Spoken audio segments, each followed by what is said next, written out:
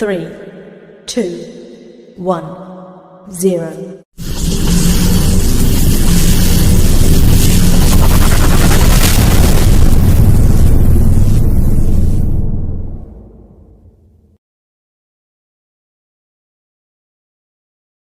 ముందుగా నాకు ఈ అవకాశం ఇచ్చిన దేవాది దేవునికి, అలాగే కూడి వచ్చినటువంటి మీ అందరికీ వందనాలండి. చిన్న ప్రార్థన చేసుకుని వాక్య ధ్యానంలోనికి వెళ్దాం.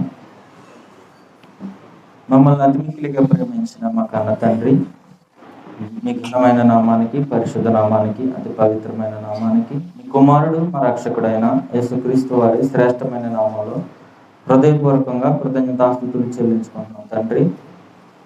గతించిన కాలం అంతటి నుండి తండ్రి మమ్మల్ని అందరినీ మీరు ఎంతగానో ప్రేమించి కాపాడి ఆయుష్ ఇచ్చి ఆరోగ్యం ఇచ్చి తండ్రి పునరుద్ధాన దినమందు తండ్రి మీ మాటలను తండ్రి మేము ధ్యానించడానికి మా జీవితాలను సరి చేసుకోవడానికి నేను మీకోసం ఉన్నతంగా బ్రతకడానికి తండ్రి మీరు మాకు ఇచ్చిన ఈ సమయాన్ని బట్టి వందనాలు ప్రభువా. ఇదిగో తండ్రి ఈ సమయంలో తండ్రి మీ పక్షాన నిలబడి నేను మాట్లాడుచుండగా తండ్రి మీరే నా యందు తండ్రి మీరే నా యందుండి మాట్లాడమని, అలాగే తండ్రి వింటున్న మీ బిడ్డలకు కూడా తండ్రి మీ ఆత్మ సహాయంతో నాకు మీ బిడ్డలకు తండ్రి మీ మాటలు నాయన అర్థం చేసుకునే శక్తిని సామర్థ్యాన్ని ప్రతి బిడ్డకి దయచేయమని, ఎవరు కూడా అనాలోచనగా ఉండకుండా వాక్యం వైపు హృదయాలను మనసును కేంద్రీకరించి వాక్యాన్ని తండ్రి హృదయంలో భద్రపరుచుకుని కాపాడుకునే శక్తిని ప్రతి ఒక్కరికి దయచేయమని, మిగిలిన కార్యక్రమం అంతట్లో కూడా మీరే ఉండి నడిపించమని కోరుకుంటూ ఈ ప్రార్థన మీ కుమారుడు మా రక్షకుడైన యేసుక్రీస్తు వారి పేట సమర్పించుకొస్తున్నాను తండ్రి. ఆమేన్. ప్రియులరా,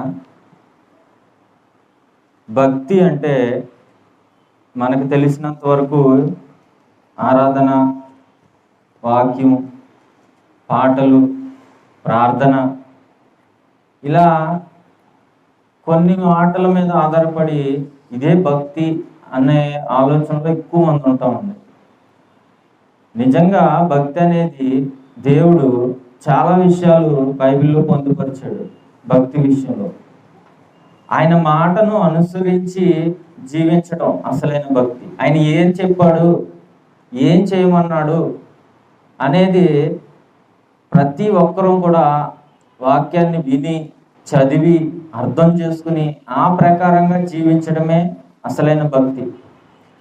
మనం అన్యులు చూసినప్పుడు వాళ్ళ యొక్క భక్తులు ఎలా ఉంటాయంటే, ఏదో గుడికి వెళ్ళటం, ఏదో మొక్కు తీర్చుకోవటం, లేదా భజన చేయటం, ఏదో 4 పాటలు పాడటం, ఆ మొక్కుబడి ఏదో చెల్లించుకుని వచ్చేయడం, ఇది భక్తి అనుకుంటారు. కానీ బైబిల్లో భక్తి అని అంటే మెయిన్గా మన ప్రవర్తన మీద ఆధారపడి ఉంటుందండి. మన పరిస్థితులను బట్టి మనం ఎలా ఉంటున్నాం అనేది ఆధారపడి ఉంటుంది భక్తి అనేది. ఈరోజు ఆతిథ్యం గురించి మాట్లాడాలనుకుంటున్నాను నేను.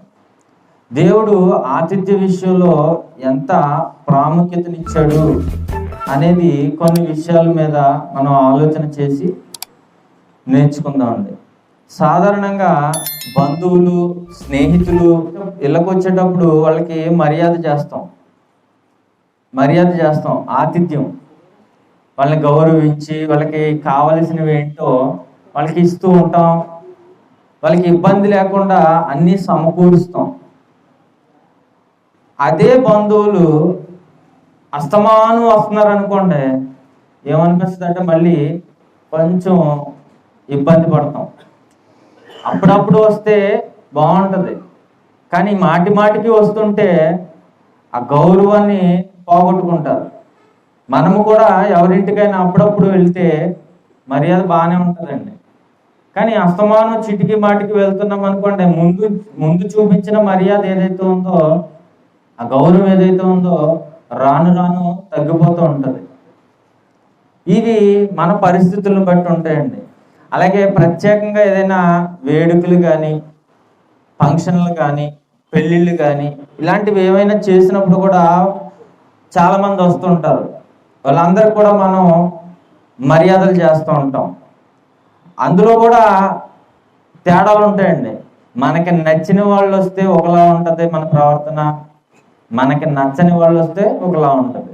మనకు నచ్చిన వాళ్ళు వచ్చినప్పుడు మనస్ఫూర్తిగా వాళ్ళని ఆహ్వానిస్తాం, మనస్ఫూర్తిగా వాళ్ళని గౌరవిస్తాం. అదే ఇష్టం లేని వాళ్ళు వచ్చినప్పుడు ఏదో పెదాల పైన చిన్న నవ్వు నవ్వి సరే అన్నట్టుగా సరిపెట్టేస్తాం.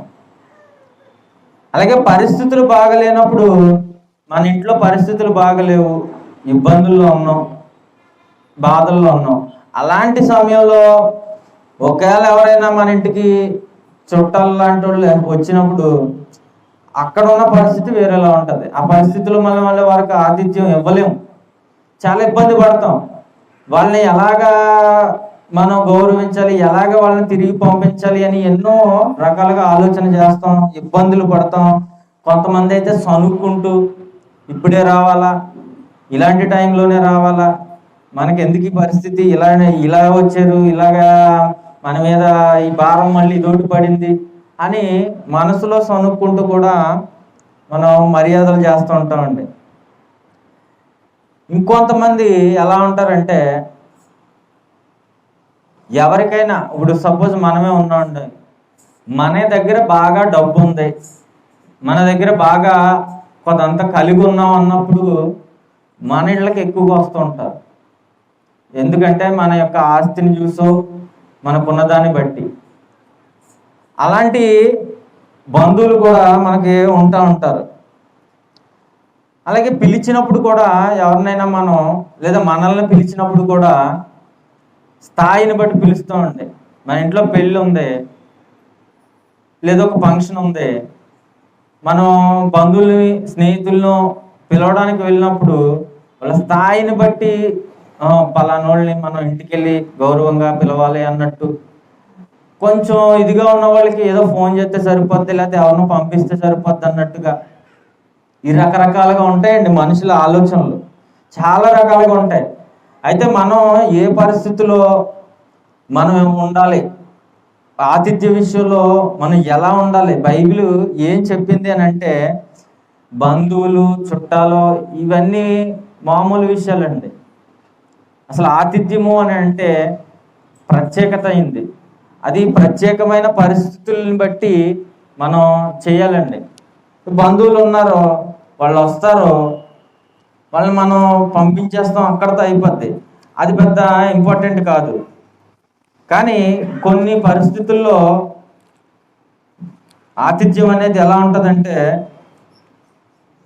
సేవకుల విషయంలో కానీ సహోదరుల విషయంలో కానీ మన ఇళ్ళకి వచ్చినప్పుడు వాళ్ళని గౌరవించాలి, వాళ్ళని బాగా ఆదరించాలి, వాళ్ళని చాలా మర్యాదగా ఆతిథ్యం ఇచ్చి పంపాలని బైబిల్ చెప్తుందండి.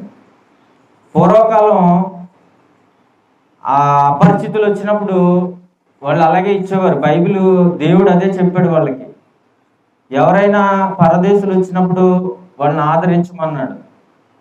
అసలు ఆతిథ్యం అంటే అది అతిథి అని అన్నప్పుడు బంధువులు అతిథులు కాదండి, స్నేహితులు అతిథులు కాదు. అతిథి అని అంటే మనకి తెలియని వ్యక్తి, మన లేదంటే బంధువు కాదు, స్నేహితులు కాకుండా ఉండే వ్యక్తులు పరదేశులు అనేవారిని అతిథులు అంటారు. అయితే రోమపత్రికలో పౌలు గారు ఒక మాట చెప్తాడండి, 12వ అధ్యాయము 11, 12, 13 వచ్చినారు చూడండి. ఆసక్తి విషయంలో మాంసులు కాక ఆత్మయందు తీవ్రత గలవారై ప్రభువుని సేవించుడి, నిరీక్షణ గలవారై సంతోషించుచు శ్రమయందు ఓర్పు గలవారై ప్రార్థనయందు పట్టుదల కలిగి ఉండుడి, పరిశుద్ధుల అవసరములలో పాలు పొందుచు శ్రద్ధగా ఆతిథ్యము ఇచ్చుచుండుడి. పరిశుద్ధుల అవసరములు ఎవరండి పరిశుద్ధులు? ఇక్కడ పరిశుద్ధులు అని అంటే దేవుని పనిలో ఉన్నవారండి. దేవుని పనిలో ఎవరైతే ఉంటారో వాళ్ళనే బైబిల్ పరిశుద్ధులు అని అంటుంది. వాళ్ళకి ఆతిథ్యం, వాళ్ళ అవసరాలను బట్టి ఆతిథ్యం అంటున్నాడండి దేవుడు, స్థాయిని బట్టి కాదండి. వాళ్ళ యొక్క ఉన్నతమైన స్థితిని చూసి ఒకలాగా, లేదా లేనోళ్ళు, పేదవాళ్ళు అన్నట్టుగా వాళ్ళ స్థాయిని బట్టి కానీ, వాళ్ళ హైట్ని బట్టో, రంగును బట్టో, ధనాన్ని బట్టో కాదు, కానీ వారు పరిశుద్ధులైనప్పుడు దేవుని సేవకులు కానీ, దేవుని పనిలో ఉన్న సంఘ బిడ్డలు కానీ అయినప్పుడు వాళ్ళ అవసరం ఏంటో తెలుసుకుని వాళ్ళకి ఆతిథ్యం ఇవ్వమంటున్నాడండి. ఒక మీటింగ్ చేస్తామండి, అప్పుడు ఎవరు వస్తారు? సేవకులు వస్తారు. సేవకులు వచ్చినప్పుడు మనం ఏం చేయాలి అని అంటే, ఏదో వచ్చాము వాళ్ళతో, మిగిలిన వాళ్ళతో వచ్చి కూర్చుని వినేసి వెళ్ళిపోయామన్నది కాకుండా, మన సంఘం తరపున మనం ఎవరైతే ఉన్నామో ఆ సేవకుల్ని మర్యాదగా ఆహ్వానించి, వాళ్ళని గౌరవించి, వాళ్ళకి ఏదైనా అవసరమేమో అని తెలుసుకుని అప్పటికప్పుడు దాన్ని వాళ్ళ అవసరాలను తీరుస్తూ ఉండాలండి. కానీ మనం ఎలా ఆలోచిస్తామంటే, ఆ సేవకులు ఉన్నారు కదా, ఆ పైన మాట్లాడే వాళ్ళు ఉన్నారు కదా, లేదా సంఘాన్ని నడిపించే పాస్టర్లు ఉన్నారు కదా, వాళ్ళు చూసుకుంటారులే, మనం ఏం చేస్తాం, వెళ్ళి వాక్యం విని వచ్చేద్దాం అన్నట్టుగా ఉంటామండి. మన సంఘం బిడ్డలుగా, మన సహోదరులుగా మనం అందరం కూడా ఎలా ఉండాలని అంటే, ఆ వచ్చిన వాళ్ళని గౌరవించాలి. అవన్నీ పాస్టర్ గారే చూసుకుంటాడో లేకపోతే సేవకుడే చూసుకుంటాడో అని వదిలేయటం కాకుండా, మనం ఏం చేయగలుగుతాం, వాళ్ళకి మనం ఎలా సహాయపడగలుగుతాం అని ఆలోచన చేసి ఆ రకంగా వాళ్ళని ఆదరించాలండి. దాన్ని ఆతిథ్యం అంటున్నాడు దేవుడు. అలాగే సేవకులే కాకుండా బయట వాళ్ళు వస్తూ ఉంటారు మీటింగ్లకి. వచ్చినప్పుడు ఇప్పుడు మన 31వ తారీఖున ఇక్కడ మీటింగ్ చేస్తాం. మనం చేసినప్పుడు చాలామందిని పిలుస్తాం. మనకు తెలియని వాళ్ళు, ఇంతకుముందు మన సన్నిధికి రాని వాళ్ళు వచ్చారు. వచ్చినప్పుడు మనకి ప్లేసు కొద్దిగా ఇరుకుగా ఉన్నప్పటికీ మనం కుర్చీలో కూర్చుని ఉంటాం. అవతల వాళ్ళు వచ్చారు, వాళ్ళు ఎవరో తెలియదు, వాక్యం వినడానికే కొత్తగా వచ్చారు. వచ్చిన వాళ్ళని మనం ఏం చేయాలంటే, మనం కుర్చీల్లో ఉన్న మనం లేచి వాళ్ళని కూర్చోబెట్టి మనం కింద కూర్చోవాలి. ఎందుకంటే వాళ్ళకి గౌరవం ఇవ్వాలి, వాళ్ళకి మర్యాద చేయాలి. వాళ్ళకి మంచినీళ్ళు కావాలా, లేకపోతే వాళ్ళకి ఏదైనా అవసరాలు ఉన్నాయా, అవి ఏంటో వాళ్ళకి ఇబ్బంది పడకుండా మనం చేయాలండి. దీన్నే పరిశుద్ధుల అవసరాలు ఆతిథ్యము అంటున్నాడు. అలా మనం ఎప్పుడైతే చేసామో ఆ వచ్చిన వాళ్ళకి మన ఎడల ఏం కలుగుద్దండి? కృతజ్ఞత కలుగుద్ది. పలానా మందిరానికి వెళ్ళాం, అక్కడ సంఘస్థులు మమ్మల్ని బాగా గౌరవించారు, మేము వెళ్ళగానే మాకు వాళ్ళ లేచి వాళ్ళ కూర్చున్న కుర్చీలు మాకిచ్చారు, మాకు మంచినీళ్ళు అందించారు, మాకు భోజనాలు పెట్టారు అని మనల్ని వాళ్ళు గౌరవిస్తారు. ఆ రకంగా మనం దేవునికి కూడా మహిమ తెచ్చే బిడ్డలుగా ఉంటామండి. అలాగే భోజనాలు పెట్టినప్పుడు కూడా, ఒకవేళ భోజనాలే ఉన్నాయనుకుందాం, ఆ భోజనాలు పెడుతున్నప్పుడు ముందు వాళ్ళు తిన్నారా లేదా, ముందు వాళ్ళకి పెట్టి వాళ్ళని పంపించిన తర్వాతే మనం తినాలండి. కానీ ఎక్కువగా మనం ఏం చేస్తామంటే, పట్టించుకోకుండా మనమే వెళ్ళిపోతుంటాం ముందుకి. అలా వెళ్ళిపోవడం వల్ల ఏమవుతుందంటే, వాళ్ళు మనల్ని ఎవరు పట్టించుకోవట్లేదు, వాళ్ళే ఇదేస్తున్నారు అన్నట్టుగా కొద్దిగా ఇబ్బంది ఫీల్ అవుతారు. అది పద్ధతి కాదండి. దేవుడు ఏం చెప్తున్నాడంటే, పరిశుద్ధుల అవసరాల్లో ఆతిథ్యం ఇవ్వండి, వచ్చిన వాళ్ళని గౌరవించండి, వాళ్ళకి ఏం కావాలో అవి అవసరాలు తీర్చి వాళ్ళని పంపించండి అని చెప్తున్నాడండి. అలాగే ఒక్కొక్కసారి మన వీధుల్లో కానీ, మనం ఉండే ప్రాంతంలో కానీ, ఒకవేళ పల్లె సువార్త ఆ విధంగా ఎవరైనా వాక్యం చెప్తున్నారు అనుకుందాం. ఇప్పుడు కృష్ణ గారు కానీ, వెంకటేష్ గారు కానీ గతంలో వెళ్ళేవారంట. నేను ఎప్పుడు వెళ్ళలేదండి పల్లెపల్లి సువార్తకి. ఎక్కడో మారేడుమిల్లు లేకపోతే ఏజెన్సీ ప్రాంతాలకు వెళ్ళి సువార్త చేసి వచ్చేవారు. ఆ విధంగా మనం ఉన్న ప్రదేశాల్లో ఎవరైనా ఒకవేళ సువార్త చేస్తున్నారు అనుకోండి, వాళ్ళు మన సంఘస్థులు కాదు కదా, వాళ్ళు ఎవరో వేరే వాళ్ళు, మన వాళ్ళు కాదు అన్నట్టుగా కాకుండా, వాళ్ళు కూడా దేవుని పని చేస్తున్నారు, దేవుని వాక్యం వినిపిస్తున్నారు కాబట్టి మన చేతనైన సహాయం మనం ఏం చేయాలి? వాళ్ళకి ఏం అవసరం? ఒక్కొక్కసారి వాళ్ళకి కరెంట్ అవసరం ఉంటుంది. రండి మాకు కరెంట్ ఇస్తాం, ఇక్కడి నుంచి సువార్త చేయండి అని మనకు కరెంట్ ఇవ్వచ్చండి. లేదు వాళ్ళకి అల్పాహారం పెట్టచ్చు, వాళ్ళకి టీలు ఇవ్వచ్చు, లేకపోతే మంచినీళ్ళు ఇవ్వచ్చు. కానీ మనకెందుకు, వాళ్ళు ఎవరో వేరే సంఘస్థులు కదా, మనకేం అవసరం అనేది దేవుడు అంగీకరించడం. అంటే పరిశుద్ధుల అవసరాలు, నేను చెప్పాను పరిశుద్ధులు అంటే దేవుని పనిలో ఉన్నవాళ్ళు. అలాంటి పరిస్థితుల్లో కూడా మనం వాళ్ళకి మర్యాద చేయాలి. ఇదేంటి ఆతిథ్యం అంటే, అసలైన ఆతిథ్యం. అంతేగాని బంధువులకో స్నేహితులకో చేస్తే వాళ్ళు మనకి చేస్తారు, మనం వాళ్ళకి చేస్తాం, చెల్లికి చెల్లి అయిపోద్ది. కానీ ఇది అలాగ జరగదండి. ఇది మనం ఏదైతే మనం వాళ్ళని గౌరవిస్తామో, ఏదైతే వాళ్ళ అవసరాలు తీరుస్తామో, ఇదంతా దేవుడు ఆయన అకౌంట్లో రాసుకుంటాడు. ఆయన అకౌంట్లో రాసుకుంటాడండి. ఆ విధంగా ఉండాలండి. అలా చేయడం వల్ల ఒక్కొక్కసారి ఏం జరుగుతుందంటే తెలియకుండానే, అంటే ఉదాహరణకి సేవకులు అంటే మలాకీ గ్రంథంలో మనం చూసాం 2:7 సేవకులు అంటే దేవుని దూతలు అని ఉంటుందండి. యాజకులు అంటే ఎవరు? దేవుని దూతలు. అలాగే యాజకులు, ఆనాడు యాజకులు పాత నిబంధనలో యాజకులు ఇశ్రాయేలీల్లో లేవీలు అయితే, కొత్త నిబంధనకు వచ్చేసరికి యాజకులు ఎవరండి? మనమే. పేతురు గారు రాసిన మొదటి పత్రిక 2:9 చెప్తాడు యాజక సమూహము అని. అంటే మనము కూడా యాజకులమే. అలాగే ఎవరైతే సువార్త ప్రకటిస్తారో, ఎవరైతే దేవుని మాటలు వినిపిస్తారో వాళ్ళు యాజకులతో సమానం. అప్పుడు యాజకులు అని అంటే మలాకీ గ్రంథం ప్రకారంగా ఎవరు? దేవుని దూతలు.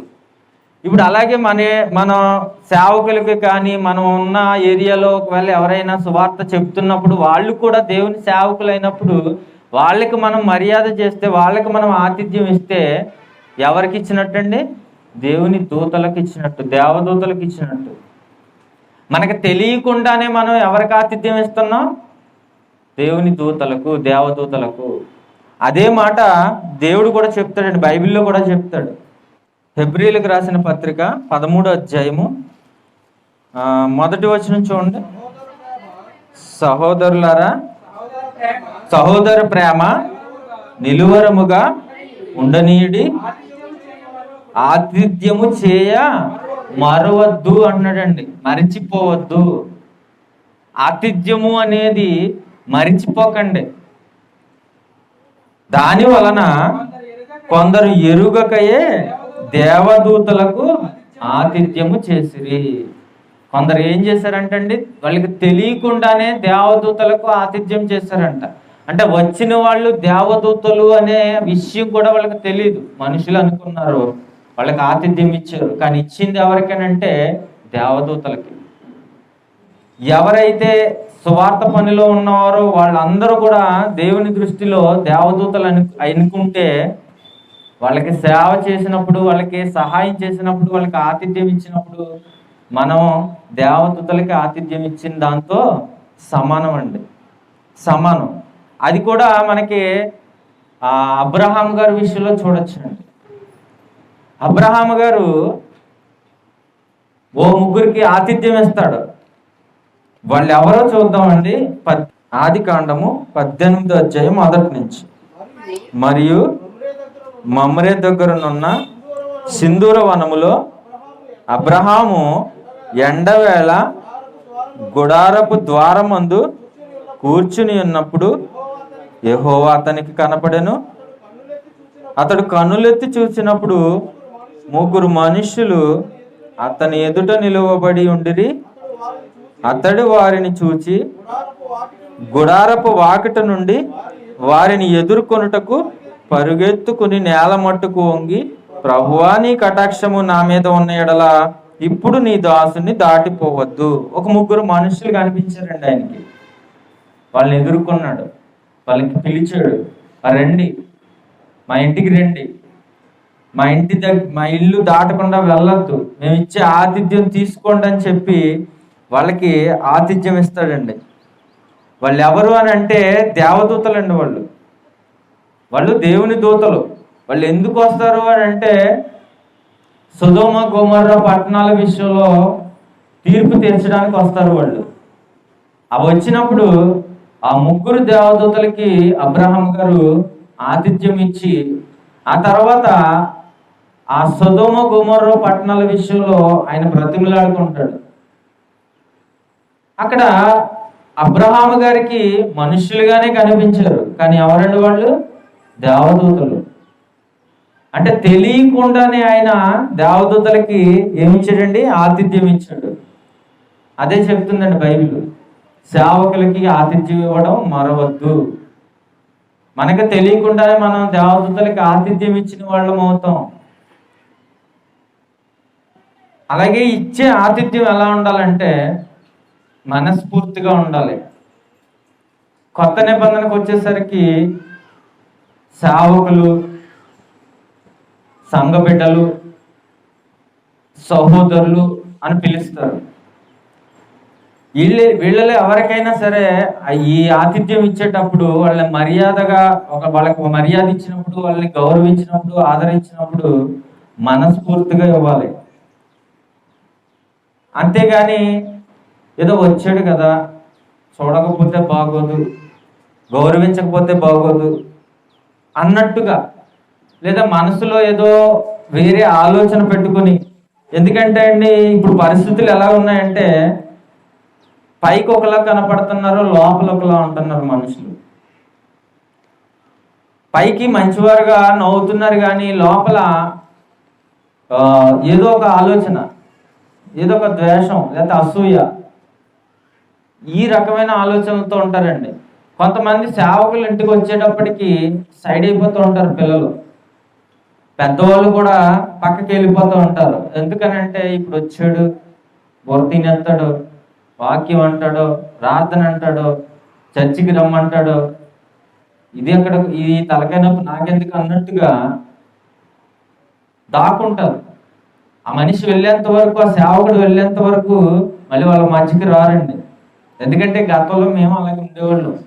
పాస్టర్ గారు ఇంటికి వచ్చేసేటప్పటికి ఆయన మా ఇంటికి వస్తున్నాడు, సైకిల్ అక్కడ పెడుతున్నాడు అన్నప్పటికీ, ఆ పక్కన పెడుతున్నాడు అన్నప్పటికీ పక్క నుంచి బయటికి వెళ్ళిపోయేవాళ్ళు.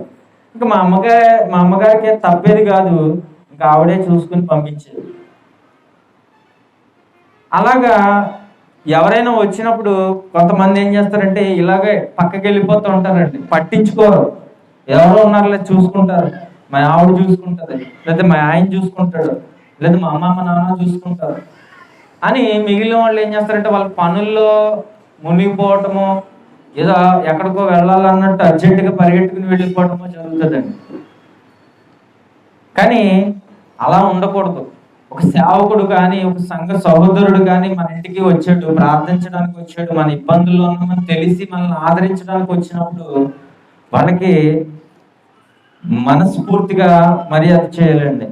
అంటే సనుగుకోకూడదు, లోపలేదో మా సనుగుతూ మనం వాళ్ళని గౌరవించకూడదండి.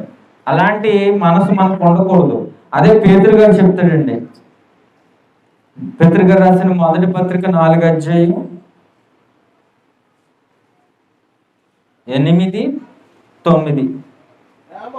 ప్రేమ అనేక పాపములను కప్పును గనుక అన్నిటికంటే ముఖ్యముగా ఒకని ఎడల ఒకడు మిక్కటమైన ప్రేమ గలవారై ఉండుడి, సనుగు కొనకుండా ఒకనికి ఒకడు ఆతిథ్యము చేయడి.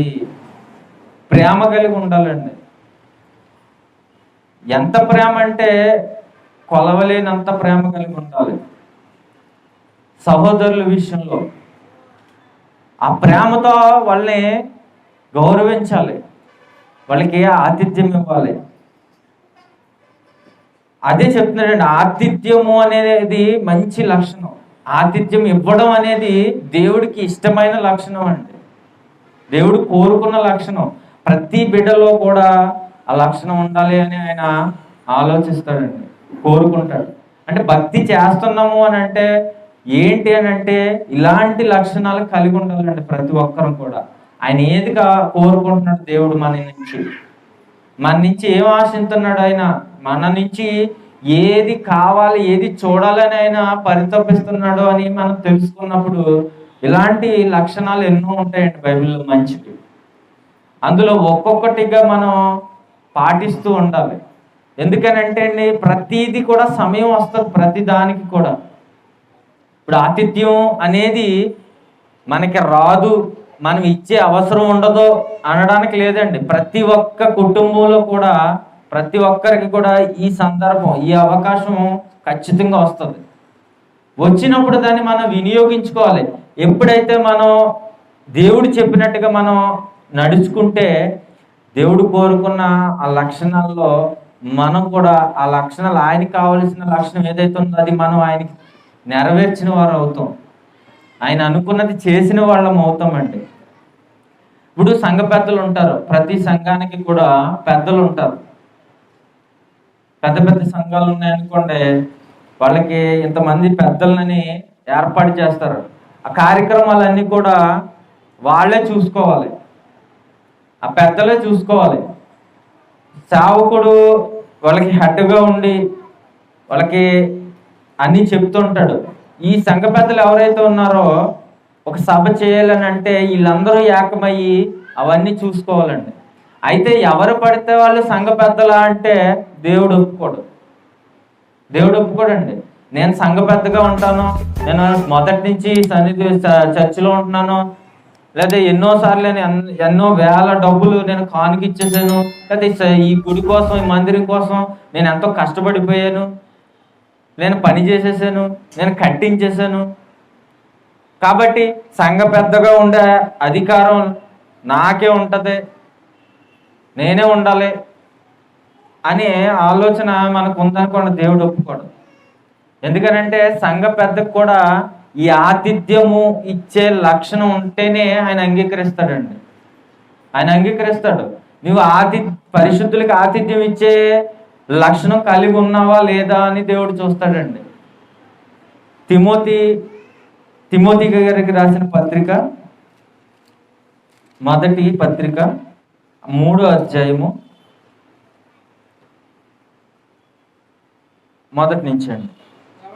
ఎవడైనను అధ్యక్ష పదవిని ఆశించిన ఎడల అట్టివాడు దొడ్డ పనిని అపేక్షించుచున్నాడను మాట నమ్మదగినది. అధ్యక్షుడగు వాడు నిందారహితుడును, ఏకపత్ని పురుషుడును, మితానుభవుడును, స్వస్థ బుద్ధి గలవాడును, మర్యాదస్తుడును, అతిథి ప్రియుడును, బోధింప తగిన వాడునయుండి మద్యపానీయు, కొట్టువాడును కాక సాత్వికుడును, జగడి మాడను వాడును, ధనాపేక్ష లేని వాడునై సంపూర్ణ మాన్యత కలిగి తన పిల్లలను స్వాధీనపరుచుకొనుచు తన ఇంటి వారిని బాగుగా ఏలువాడునై ఉండవలను. చూడండి ఎన్ని క్వాలిటీస్ ఉండాలో. ఒకడు సంఘ పెద్దగా ఉండాలి అని అంటే ఎవడు పడితే వాడు ఉంటానంటే దేవుడు ఒప్పుకోడండి. కానీ ఈరోజు దురదృష్టం ఏంటంటే సంఘ పెద్దలు ఎక్కువ మంది ఇలాంటి వాళ్ళు ఉంటారు. వీటిలో ఆయన చెప్పిన వాటిలో ఏది లేకపోయినా సంఘ పెద్దగా ఉండడానికి అర్హత లేదు. అందులో అతిథి ప్రియుడు అని ఉంది చూడండి. అతిథి ప్రియుడు, అతిథులను ప్రేమించే లక్షణం ఖచ్చితంగా సంఘ పెద్దకు ఉండాలండి. ఆతిథ్యం ఇచ్చే అనే లక్షణం ఏదైతే ఉందో దానికి దేవుడు చాలా ఇంపార్టెన్స్ ఇస్తున్నాడు. అందుకే సంఘ పెద్దకు కూడా ఆ లక్షణం ఉండాలంటాడు. ఇంకో చోట కూడా ఉంటుంది చూడండి. తీతుకు రాసిన పత్రికలో కూడా చెప్తుంటాడు. 8వ వచనం, మొదటి అధ్యాయం 8వ వచనం. అతిథి ప్రియుడును, సజ్జన ప్రియుడును, స్వస్థ బుద్ధి గలవాడును, నీతిమంతుడును, పవిత్రుడును, ఆశా నిగ్రహము గలవాడునై ఉండి. ఇది కూడా పెద్దకు ఉండవలసిన లక్షణాలండి. సంఘ పెద్దకు ఉండవలసిన లక్షణాలు. అందులో అతిథి ప్రియుడు, అతిథులను ప్రేమించేవాడై ఉండాలి. ఖచ్చితం అండి, దేవుడు కోరుకుంటున్నాడు. అయితే ఆతిథ్యము అనేది ఇవ్వడం వలన మనకేంటి లాభం? ఇప్పుడు దేవుడు అడుగుతున్నాడు, పరిశుద్ధులకి ఆతిథ్యం ఇవ్వమంటున్నాడు, వాళ్ళ అవసరాలు తీర్చమంటున్నాడు. సరే, ఆయన కోరుకున్నట్టుగా మనం చేస్తే మనకేంటి ప్రయోజనం అని అంటే, దానికి ముందు ఒక మాట చూద్దామండి.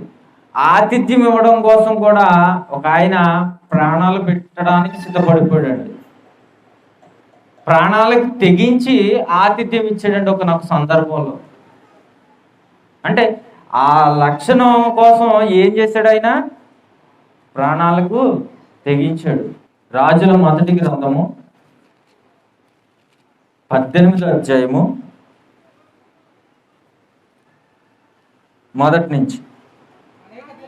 అనేక దినములైన తరువాత 3వ సంవత్సరం మందు యెహోవాకు ఏలియాకు ప్రత్యక్షమై, నేను భూమి మీద వర్షము కురిపింపబోచున్నాను, నీ వెళ్ళి ఆహాబును దర్శించమని సెలవీయగా, ఆహాబును దర్శించుటకై ఏలియా వెళ్ళిపోయాను. షోమ్రోన్లో ఘోరమైన క్షామము కలిగి ఉండగా ఆహాబు తన గృహ నిర్వాహకుడగు ఓబద్యాను పిలిపించెను. ఈ ఓబద్య యెహోవాయందు భయభక్తులు గలవాడై యెజెబెలు యెహోవా ప్రవక్తలను నిర్మూలము చేయుచుండగా గుహలో 50 మందిగా 100 దాచి అన్నపానములిచ్చి వారిని పోషించెను. చూడండి, సేవకుల్ని ప్రవక్తల్ని చంపిస్తుందండి యెజెబెలు ఆ కాలంలో. ఆ చంపిస్తున్నప్పుడు ఈ ఓబద్య గారు ఏం చేశారని అంటే 50 మంది చెప్పిన 100 మందిని ఆయన భోజనం పెట్టి వాళ్ళని కాపాడాడండి, ప్రవక్తల్ని. అక్కడ ఈ విషయం యెజెబెలుకి తెలిసిందనుకోండి, ఈయన్ని కూడా చంపించేద్ది. ఎందుకంటే వాళ్ళని యెజెబెలుకు దొరకకుండా ఈయన దాచినందుకు గాను ఈయన కూడా శిక్ష అనిపించాలండి. అందుకే అండి ఆయన ఆ ప్రాణాలకు తెగించి కూడా వాళ్ళకి అవసరం తీరుస్తున్నాడు. ఇక్కడ ఏంటనంటే మనకు కావాల్సిన విషయం, ఆయన అంత అవసరం ఏంటి ఆయనకి, ఓబద్య గారికి అని అంటే దేవుడికి ఇష్టమైన లక్షణం కాబట్టి అండి, దానికోసం ప్రాణాలు ఇవ్వడానికైనా ఆయన సిద్ధపడ్డాడు. అయితే మనకి ఏంటి లాభం ఇలా ఇవ్వడం వల్ల అని అంటే, ఆతిథ్యం ఇచ్చిన వాళ్ళు మేలు పొందుకుంటారండి దేవునితో. ఖచ్చితం అండి మాట. మనకి దేవుడు ఆధారాలతో సహా ఇచ్చాడు. ఎవరైతే దేవుని సేవకులకి లేకపోతే దేవుని బిడ్డలకి ఆతిథ్యం ఇస్తారో, ఆతిథ్యం ఇచ్చిన వాళ్ళకి ఖచ్చితంగా దేవుడు మేలు చేస్తాడు. 3 సందర్భాలు చూద్దామండి ఈరోజు. ఎవరు ఆతిథ్యం ఇచ్చారు, ఎవరికి ఆతిథ్యం ఇచ్చారు, వాళ్ళు ఏం మేలు పొందుకున్నారు. మనకు తెలిసిన విషయాలే అండి. ఎన్నోసార్లు మనం చదువుకున్న మాటలే, ఎన్నోసార్లు మనం విన్న మాటలే, విన్న సందర్భాలే. మళ్ళీ ఒకసారి ఆలోచించేద్దాం. 17 అదే రాజుల గ్రంథం 17 మొదటి రాజుల గ్రంథం పక్కనే అండి 17 అధ్యాయం. అక్కడ మనకు తెలిసిన సందర్భం ఏలియా గారి విషయంలోనండి. వర్షం లేదు, పంట లేదు, కరువు. ఆ టైంలో ఏలియా గారిని దేవుడు పలానా చోటుకు వెళ్ళు, నేను నీకు ఆహారం పెడతాను అన్నప్పుడు ఆయన వెళ్ళడం జరుగుద్ది. కాకులతో ఆయన ఆహారం పెట్టడం జరుగుద్ది. అక్కడి నుంచి మళ్ళా ఇంకొక చోటకు పంపుతాడండి. ఎక్కడికి? 10వ వచనం చూడండి. అందుకు అతడు లేచి సారేపతునకు పోయి పట్టణపు గవని యొద్దకు రాగా, ఒక విధవరాలు అచ్చట కట్టెలు ఏరుచుండుట చూచి ఆమెను పిలిచి, త్రాగుటకై పాత్రతో కొంచెం నీళ్లు నాకు తీసుకొని రమ్మని వేడుకున్నాను. అక్కడ ఈ సందర్భం మనకు తెలిసిందే. ఆమె అంటది, నా దగ్గర అయితే లేదు, నా బిడ్డకి నాకు తప్ప ఇంక నీకు పెట్టడానికైతే నా దగ్గర ఏమీ లేదు అని ఏలియా గారితో చెప్పినప్పుడు, నువ్వు వెళ్ళు, నేను చెప్పింది చెయ్యి అని చెప్పినప్పుడు ఆమె వెళ్ళడం, ఆ బిడ్డకున్నదే ఏదైతే ఉందో అది తెచ్చి ఏలియా గారికి పెట్టడం జరుగుద్ది. అక్కడి నుంచి కొన్ని రోజుల పాటు ఆ పిండి తరగదు, ఆ నూనె తరగదండి, దేవుడు పోషిస్తాడు. అలాగా ఏలియా గారికి ఆమె ఆతిథ్యం ఇచ్చింది. ఆతిథ్యం ఇచ్చినప్పుడు కొన్ని రోజులకి ఏం జరిగిందని అంటే 17వ వచనం చూడండి. అటు తరువాత ఆ ఇంటి యజమానురాలైన ఆమె కుమారుడు రోగి అయి ప్రాణము నిలువజాలనంత వ్యాధి గలవాడాయను. ఇక్కడ ఏమైందంటే ఆమె కుమారుడికి ఏదో వ్యాధి వచ్చింది, ప్రాణం పోయేంత పరిస్థితి ఆ బిడ్డకి కలిగింది. కలిగినప్పుడు ఆమె అంటది ఆయనతో, నువ్వెందుకు వచ్చావు, నీ వల్ల మాకేంటి ఉపయోగం, అది ఇది అని అన్నప్పుడు చదువుదామండి 19 వచనం. అతడు నీ బిడ్డను నా చేతికిమ్మని చెప్పి ఆమె కౌటిలో నుండి వాడిని తీసుకొని తానున్న పై అంతస్తు గదిలోనికి పోయి తన మంచం మీద వాడిని పరుండబెట్టి, యెహోవా నా దేవా, నన్ను చేర్చుకున్న ఈ విధవరాలి కుమారుణ్ణి చంపునంతగా ఆమె మీదకి కీడు రాజేసిదివా అని యెహోవాకు మొరపెట్టి. ఆయన ప్రార్థిస్తున్నాడండి దేవునికి. నన్ను చేర్చుకుంది, నన్ను ఆదరించింది, నాకు ఎంతగానో ఆతిథ్యం ఇచ్చింది, ఇప్పుడు ఈ బిడ్డకి ప్రాణం పోయే పరిస్థితి, కీడు నువ్వు తీసుకొస్తావు ప్రభువా అని చెప్పి ప్రార్థిస్తున్నాడు. మనకి ఏం అర్థం కావాలంటే అండి, ఒక సేవకులు మన ఇళ్ళకి వచ్చినప్పుడు వాళ్ళకి మనం ఆతిథ్యం ఇచ్చినప్పుడు ఆ సేవకుడు చేసే ప్రార్థన దేవుడు ఆలకిస్తాడు. మన కుటుంబం కోసం, మన బిడ్డల కోసం సేవకుడు ప్రార్థన చేస్తాడు. ఆ ప్రార్థన చేసినప్పుడు ఖచ్చితంగా దేవుడు ఆలకించి మేలు చేస్తాడండి. అలాగే ఆ బిడ్డకు కూడా ప్రాణం తిరిగి వస్తుంది. 21 వచనం చూడండి. ఆ చిన్నవాని మీద ముమ్మారు తాను పారచోర్చుకుని, యెహోవా నా దేవా, నా మొర్ర ఆలకించి ఈ చిన్నవానికి ప్రాణము మరలా రానిమ్మని యెహోవాకు ప్రార్థింపగా, యెహోవా ఏలియా చేసిన ప్రార్థన ఆలకించి ఆ చిన్నవానికి ప్రాణము మరలా రానిచ్చినప్పుడు వాడు బ్రతికెను. ఇక్కడ ఆ బిడ్డకి ఏలియా గారు వచ్చినందుకు వ్యాధి వచ్చిందా వాళ్ళ ఇంటికి? కాదు. ఆయన రాకపోయినా కూడా ఆ బిడ్డకి వ్యాధి వచ్చి ఉండేది. అయితే ఆయన రాకపోయి ఉండినప్పుడు ఆ వ్యాధి వచ్చి ఉంటే ఆ బిడ్డ బ్రతుకునా అంటే ఏమో చెప్పలేమండి. కానీ ఏలియా గారు వచ్చాడు, ఆయనకి ఈమె సేవ చేసింది, ఆతిథ్యం ఇచ్చింది. ఆ బిడ్డకు వ్యాధి వచ్చినప్పుడు ఆయన చేసిన ప్రార్థనను బట్టి తిరిగి మరలా ఆ బిడ్డ బ్రతకడం జరిగింది. అంటే ఆ కుటుంబంలో ఒక మేలు పొందుకుంది ఆవిడ ఆతిథ్యం ఇచ్చి. ఇలాగే మేము కృష్ణ గారు, మేము వెంకటేష్ గారు గట్ట వాళ్ళ ఇంటికి ప్రార్థించడానికి వెళ్ళాం. మీకు తెలిసిందే, ఎన్నోసార్లు చెప్పింది, షుగర్తో ఆ బాడీ అంతా పుళ్ళు పడిపోయింది. ప్రార్థన చేసాం. మాకు చాలా గౌరవించారు, కూర్చోబెట్టి మంచిగా మాట్లాడారు, అన్ని చేశారు. ఆ కుటుంబం కోసం ప్రార్థించాం. తర్వాత ఆ బిడ్డ లేవడం జరిగింది, తిరగడం జరుగుతుంది. అయితే కృతజ్ఞతగా ఉన్నాడా లేదా అనేది అతని విషయం అండి. కానీ మేలైతే ఖచ్చితంగా కుటుంబానికి దేవుడు చేశాడు. మేము చూసాం, వాళ్ళు కూడా వచ్చి సాక్ష్యం చెప్పారు. సేవకుల్ని మనం ఎప్పుడైతే గౌరవిస్తామో ఖచ్చితంగా మేలు పొందుకుంటామండి. ఇక్కడ ఈ సారేపతు విధవరాలు కూడా ఆ బిడ్డని కాపాడుకుంది, ఏలియా గారికి ఆతిథ్యం ఇచ్చి. ఎలీషా గారి విషయంలో కూడా అలాంటిదే జరుగుతుంది. ఎలీషా గారికి కూడా ఒక ఆవిడ ఆతిథ్యం ఇస్తుంది. రాజుల 2వ గ్రంథము 4వ అధ్యాయము 8 నుంచి. ఒక దినమందు ఎలీషా షునేము పట్టణమునకు పోగా అతడు గనురాలైన ఒక స్త్రీ భోజనముకు రమ్మని అతన్ని బలవంతము చేసను కనుక అతడు ఆ మార్గమునప్పుడు వచ్చినప్పుడల్లా ఆమె ఇంట భోజనము చేయించు వచ్చాను. ఎలీషా గారు ఆమె ముందే ఆ ఇంటి ముందు నుంచి వెళ్తున్నాడు, చూస్తుంది ఈమె. ఈయన సేవకుడు, దేవుని సేవకుడు, ప్రవక్త అని తెలుసుకుని ఆయన పిలిచి ఆయనకి ఆతిథ్యం ఇవ్వడం జరిగింది.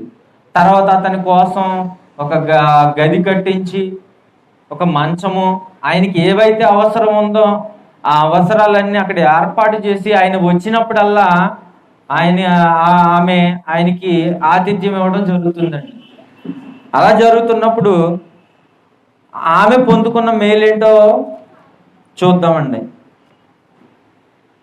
అంటే ఆమెకున్న ఇబ్బంది ఏంటంటే గర్భఫలం లేదు, నాకు బిడ్డలు లేరు అని అన్నప్పుడు 15వ వచనంలో ఆమెను పిలువమనగా వాడు ఆమెను పిలిచెను.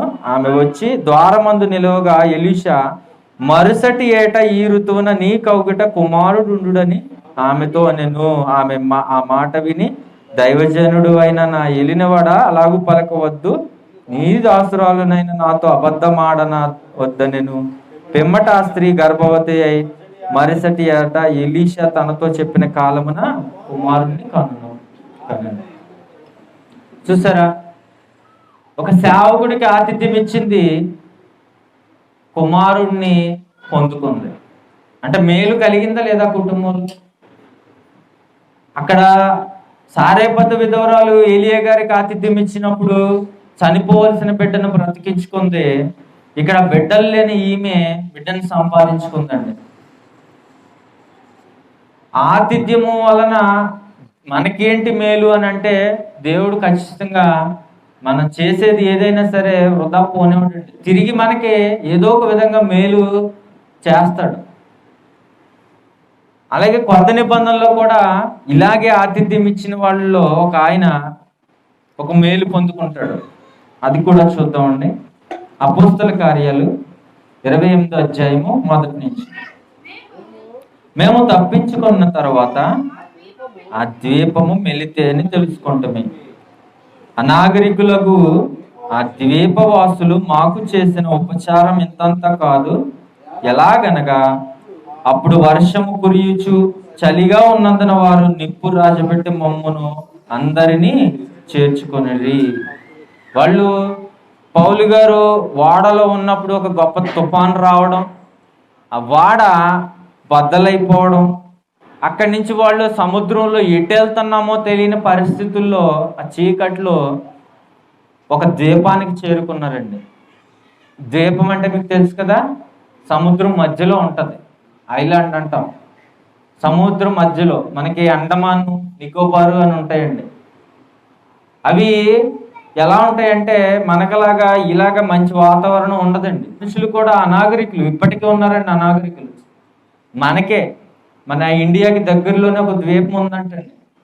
ఇప్పటికీ కూడా అక్కడికి మిషనరీ వాళ్ళు వెళ్ళడానికి ప్రయత్నిస్తుంటే చంపేస్తున్నారంట వాళ్ళు, వెళ్ళిన వాళ్ళని.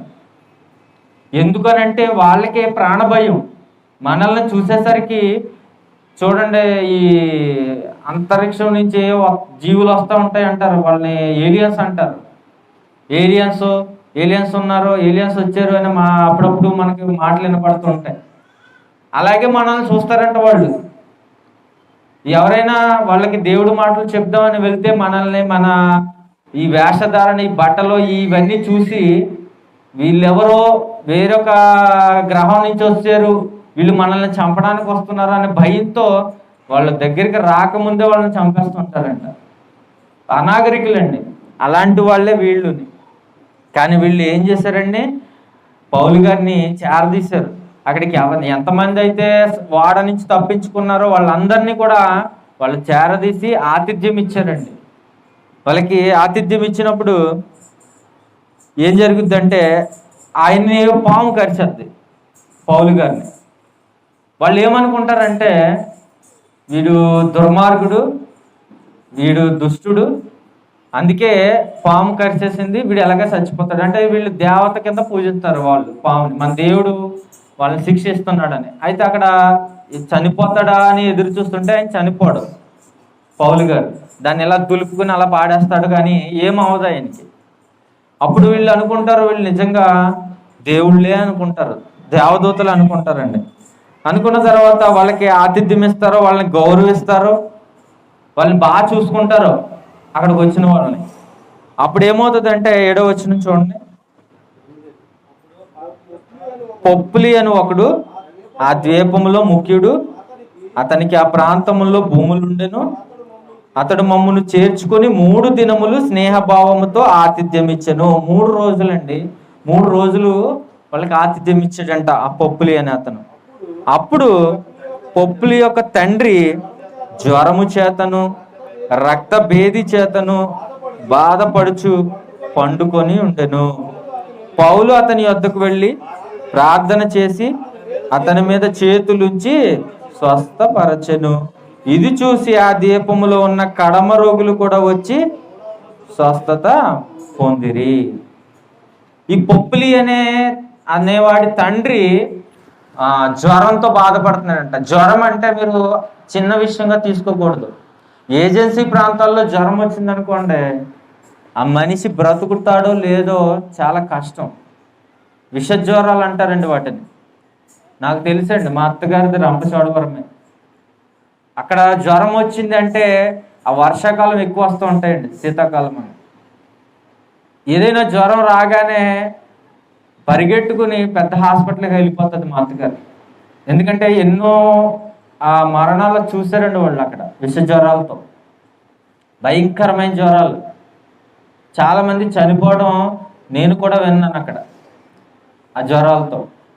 ఈ ఏజెన్సీ ప్రాంతాల్లో ఎక్కువ ఇలాంటి జ్వరాలు వస్తుంటాయండి. అలాంటి జ్వరమే ఈయనకి కూడా వచ్చింది. వచ్చినప్పుడు పౌలు గారు ఏం చేశాడండి, ప్రార్థన చేశాడు, ఆయన బ్రతికాడు. అక్కడ కూడా చూడండి, పౌలు గారికి ఆతిథ్యం ఇచ్చారు వాళ్ళు.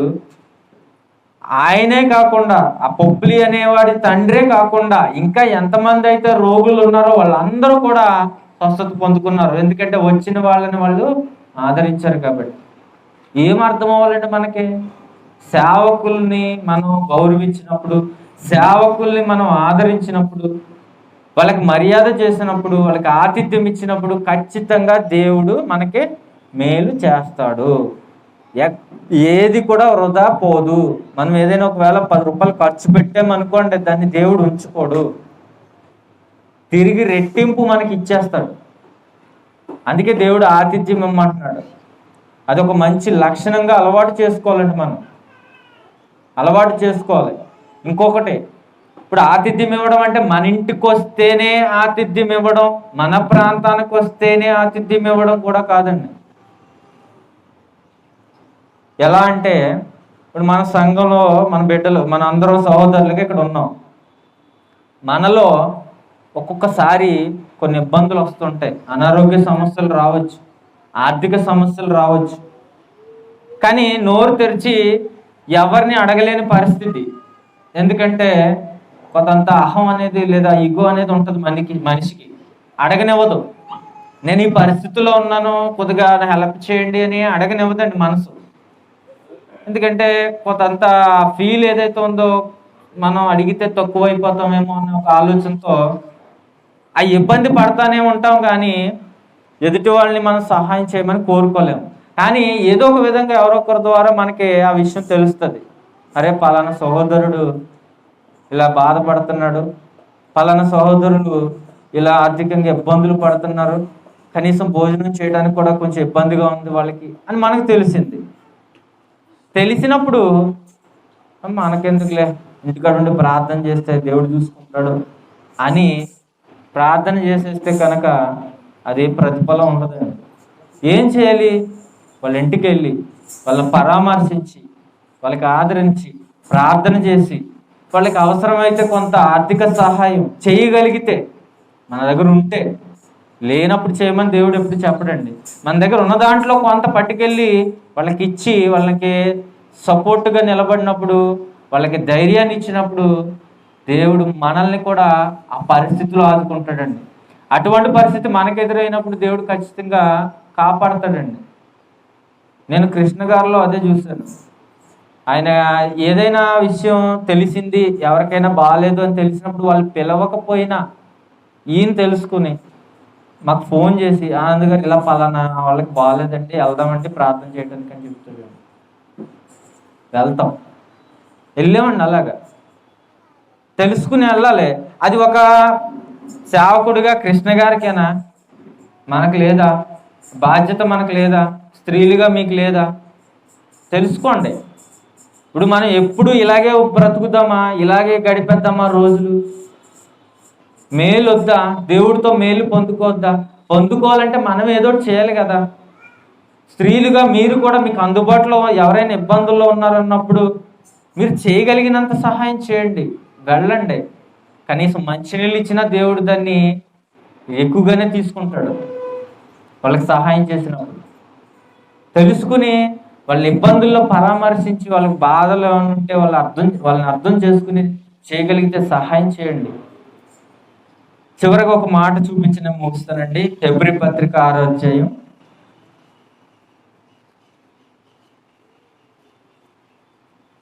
10వ వచనం. మీరు చేసిన కార్యమును మీరు పరిశుద్ధులకు ఉపచారము చేసి ఇంకను ఉపచారము చేయుచుండుట చేత తన నామమును బట్టి చూపిన ప్రేమను మరుచుటకు దేవుడు అన్యాయస్తుడు కాదు. చూడండి, మనం చూపించే ప్రేమ ఎవరిది అంటే దేవునిదండి. దేవునిని బట్టి మనం చూపిస్తాం ఎదుటి వారికి. దేవునిని బట్టి ఆయన ఆలోచనలో మనం ఉన్నాం కాబట్టి, ఆయన కోరుకున్నది మనం చెయ్యాలని నిర్ణయించుకున్నాం కాబట్టి, ఆయన మాటను గౌరవించి దేవుడు ఇలా పరిశుద్ధులకు లేదా సహోదరులకు, సేవకులకు, సంఘస్థులకు సహాయం చేయమన్నాడు కాబట్టి నేను చేస్తాను అని మనం వెళ్ళినప్పుడు, మనం చేసినప్పుడు, మనం చూపించిన ప్రేమను మరుచుటకు దేవుడంట అన్యాయస్తుడు కాదంటండి. అంటే ఏంటి? తిరిగి మరలా మనం చేసిన దానికి రెట్టింపు తిరిగి ఇచ్చేస్తాడండి ఆయన, ఖచ్చితంగా. పౌలు గారు చెప్తున్న మాట అండి, మీరు చేసింది ఎక్కడికి పోదో తిరిగి మీకే ఇస్తాడు దేవుడు. అయితే ఆ మేలు పొందుకోవాలని అంటే మనం ఆ లక్షణం కలిగి ఉండాలి. ఇప్పుడు ఇన్ని మాటలు చెప్పిన తర్వాత దీన్ని కొంతమంది వేరే రకంగా కూడా మార్చుకోవచ్చండి ప్రసంగాన్ని. సేవకులు స్వలాభం కోసం ఏదో సంపాదించుకోవడానికి మీరు ఇలా చేయండి, మీకు మేలు కలుగుద్ది, మాకు తెచ్చిపెట్టండి, మాకు ఏదో కానుకలు ఇచ్చేయండి, మీ ఇంట్లో ఉన్నవన్నీ తెచ్చి మాకు ఇవ్వండి అని చెప్పుకునే సేవకులు కూడా కొంతమంది ఉంటారు. వాళ్ళు ఏం చేస్తారంటే అప్పులు చేసి మరి తెచ్చి వాళ్ళకి పెడతా ఉంటారండి. అది స్వార్థంతో కూడింది అవుతుంది.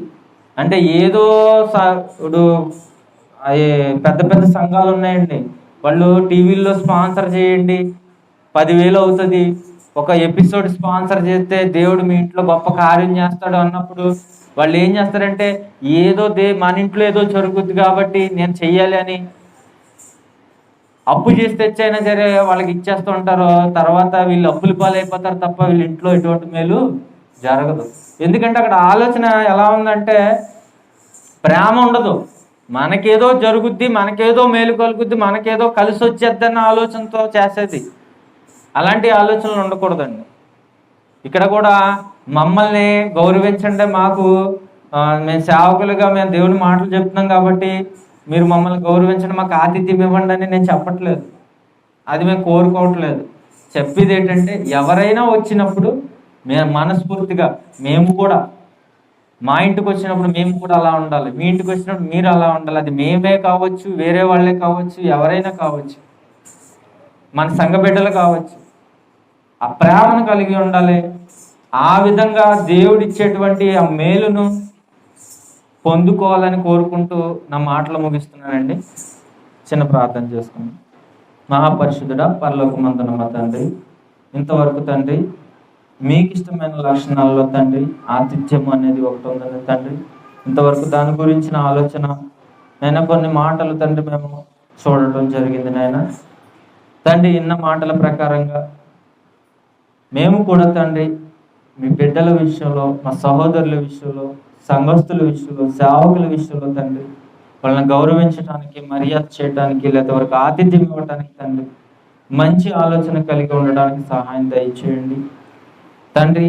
ఎవరిని కూడా చిన్న చూపు చూడకుండా, స్థాయిని బట్టి కాకుండా తండ్రి మీ ప్రేమను బట్టి నైనా ఒకరినొకరు ప్రేమించుకుంటూ, ఒకరినొకరు ఆతిథ్యం ఇచ్చుకుంటూ, ఒకరినొకరు గౌరవించుకుంటూ ఉండేటువంటి స్థితిలోనైనా మా బిడ్డల్ని, మా సంఘస్థుల్ని అందరినీ ఉంచమని కోరుకుంటూ తండ్రి ప్రార్థన మీ కుమారుడు మా రక్షకుడు అయిన యేసుక్రీస్తు వారి పేట సమర్పించుకుంటున్నాను తండ్రి. అందరికి వందనాలండి.